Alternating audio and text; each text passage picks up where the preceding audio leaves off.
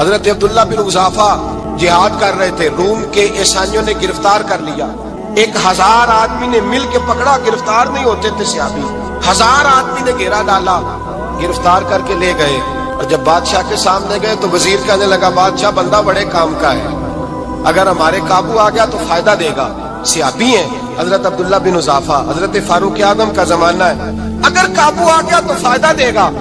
بادشاہ کہنے لگا کیوں، کیا خوبی ہے؟ کہنے لگے ہم 1000 آدمی تھے، یہ اکیلا قابو نہیں آ رہا، 1000 آدمی تھے، اگر ہماری فوج میں شامل ہو گیا تو بہت بڑا جرنیل ملے گا۔ بادشاہ کہنے لگا کوئی مسئلہ نہیں، 2-3 چیزیں ہوتی ہیں بندے کو خریدنے کے لیے، خرید لیتے ہیں۔ بادشاہ کہنے لگا عبداللہ جتنی دولت تجھے چاہیے میں تجھے دے دیتا ہوں، میرے لشکر میں آ جا، معاذ اللہ اسلام چھوڑ دے۔ حضرت عبداللہ بن حذافہ کیا فرماتے ہیں؟ فرماتے ہیں بڑا تو بیوقوف ہے، میں نے دولت کمانی ہوتی تو مدینے میں بیٹھ کے تجارت کرتا، میں دولت کمانے نہیں نکلا، میں تو رسول اللہ کی رضا کمانے کے لیے نکلا ہوا ہوں۔ دولت کمانی ہوتی تو کسی مارکیٹ میں ہوتا، میدان میں آنا تھا، شہادت ہے مطلوب مقصود مومن، نہ مال غنیمت نہ کشور کشائی، یہ دولت تو لونڈی ہے رسول اللہ کے دروازے کی، یہ تو پیچھے پیچھے پھرتی ہے نبی پاک کے غلاموں، یہ کمانی ہوتی تو میں کسی مارکیٹ میں ہوتا، میدان میں تھوڑا ہوتا۔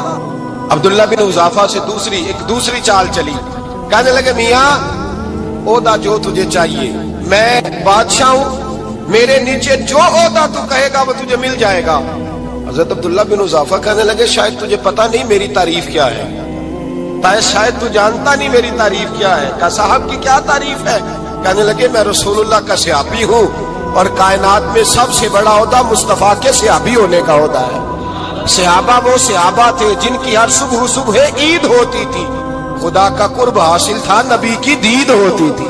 فرمایا میں نے حضور کے جلوے دیکھے ہوئے ہیں، مجھے عہدے کی ضرورت ہی نہیں، اور میں نے عہدہ لینا ہوتا تو میں سیاست کرتا، میں تو شہادت لینے نکلا ہوں میدان میں، عہدے کا میں نے کیا کرنا ہے؟ اب بادشاہ کہنے لگا اسے قتل کر دو، وزیر کہنے لگا نہیں ایک بات اور ہے، مجھے ایک چال اور چلنے دو۔ کہا وہ کیا؟ کہنے لگے میری بیٹی بڑی خوبصورت ہے، مجھے موقع دو، اپنی ہی بیٹی کو سجا بنا کے، وہ جوان جس کی جوانی اتنی بڑی ہے کہ 1000 آدمی مقابلے میں کھڑا نہیں ہوتا، اس جوان کے کمرے میں رات کی تنہائی میں بنا سوار کے بی بی کو بھیجا۔ وہ بی بی کہتی ہے میں ساری رات بن سور کے اس صحابی کے کمرے میں بیٹھی رہی، لیکن یہ کیا شخص تھا، ساری رات ہی مسلح پہ بیٹھا رہا، ساری رات ہی، کچھ دیر تھک جاتا تو یہ کریم رسول پہ درود پڑھنا شروع کر دیتا۔ بی بی کہتی ہے سحری ہو گئی تو میں نے چھو کے دیکھا کہ انسان ہے کہ جن ہے، یہ بندہ ہے کہ فرشتہ ہے، چھو کے دیکھا۔ کہنے لگے پیچھے ہٹ جا، میں نے کہا میں نے تو سنا تھا تو 1000 کے مقابلے میں ہے، اور تو اتنا بے حس ہے کہ بنی سوری دلہن بیٹھی ہے، تو نے نظر نہیں کی؟ عبداللہ بن حذافہ، بی بی کہتی ہے نظر پھر نہیں اٹھائی، نظر پھر جھکی ہوئی ہے۔ کہنے لگے بی بی میں مجبور ہوں، اب میرے اوپر کوئی حسن نہیں چلتا، میں نے جلوائے بدوحا کا دیدار کیا ہوا ہے، اب میری نگاہوں میں جچتا نہیں کوئی، اس لیے کہ جیسے میرے سرکار ہے ایسا نہیں کوئی، کبھی بھی اب نہیں کسی کا میرے اوپر جادو چلتا، میں نے مصطفیٰ کو، اور کہا ذرا پیچھے ہٹ کے بیٹھ، مجھے میرے رسول نے غیر محرم سے بچنے کا حکم دیا ہے، ذرا پیچھے ہٹ کے بیٹھ، سحری کا وقت تھا۔ وہ بی بی کہتی ہے اس نوجوان کے جملے میرا سینہ چیر گئے، کلیجہ پھٹ گیا، چیخ نکلی، میں کفر کے عالم میں روئی۔ میں نے کہا مجھے بتا تو صحیح، آخر یہ جذبہ کہاں سے ملتا ہے، آخر یہ روشنی تو میں نے دیکھی نہیں، کہاں سے آتی ہے؟ ایک میرا باپ ہے جو بنا سور کے مجھے تیرے کمرے میں چھوڑ گیا، بتلا یہ کہاں سے کیف آتے ہیں؟ عبداللہ بن حذافہ کہنے لگے اگر کیف لینا ہے تو بھی میرے مصطفیٰ کا کلمہ پڑھ جا، آ جا دروازہ رسول پہ جھک جا، مل جائے گا۔